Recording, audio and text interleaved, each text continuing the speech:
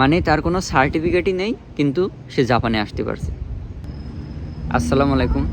আমি এখন একটা জিনিস শেয়ার করব। এটা শোনার পরে আপনারা বুঝবেন যে বাঙালি জাতি মানে বাংলাদেশের মানুষ কত পরিমাণে অবহেলিত, বিশেষ করে জাপানে। অন্য কোনো দেশে অবহেলিত কি না জানি না, বাট বিশেষ করে জাপানে কি পরিমাণে অবহেলিত সেইটা বুঝতে পারবেন। আমরা যখন জাপানে আসছি প্রথম, তখন কিন্তু এভাবে বুঝতাম না।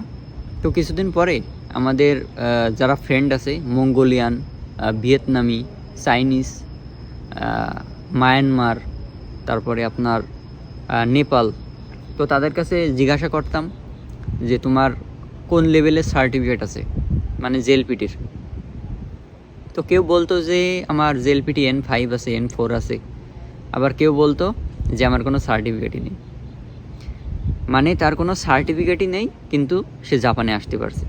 তাইলে এটা ভিয়েতনামের যারা আসছে 3-4 জন, তো তাদের কিন্তু একজনেরও সার্টিফিকেট নেই, মঙ্গোলিয়ান, ভিয়েতনাম। তাইলে বোঝেন যে তারা বিনা সার্টিফিকেটে জাপানে ঢুকতে পারছে। আর আমাদের N5 হলে হয়, কিন্তু অনেকের N4ও আছে।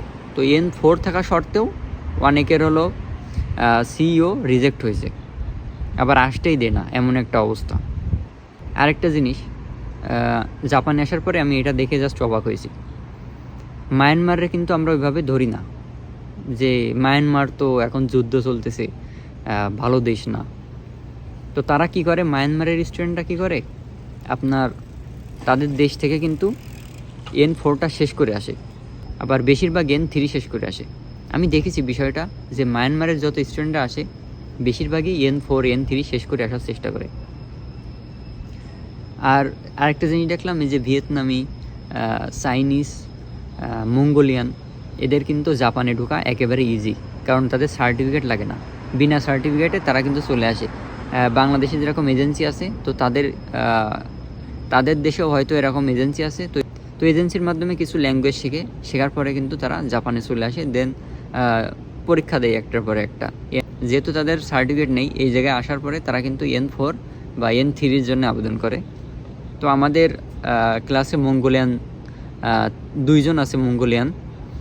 তো তাদের কিন্তু N5-এর সার্টিফিকেট নেই। একজন দেবে N3, এই যে এই ডিসেম্বরে একজন দেবে N3, আরেকজন দেবে N4। তো এলো অবস্থা। আর আমরা কিন্তু আবেদন করলাম N4-এর জন্যে। তাহলে কি কারণে বাংলাদেশের স্টুডেন্টদের সিইও রিজেক্ট হয় বেশি, তারপরে এত কড়া কর দেই যে সার্টিফিকেট লাগবে, জেএলপিটি সার্টিফিকেট লাগবে, N5 পাস করা লাগবে, N4 পাস করা লাগবে, এত কিসের জন্য এত কিছু করে? বাংলাদেশে মূলত দুর্নীতি হয় প্রচুর। আপনার এখন দেখবেন হয়তো নিউজে দেখা যায় যে আপনার ভিসাগুলোও কিন্তু নকল ভিসা করে আসার চেষ্টা করে। বাংলাদেশের মানুষরা কিন্তু প্রচুর দুর্নীতিতে অভ্যস্ত।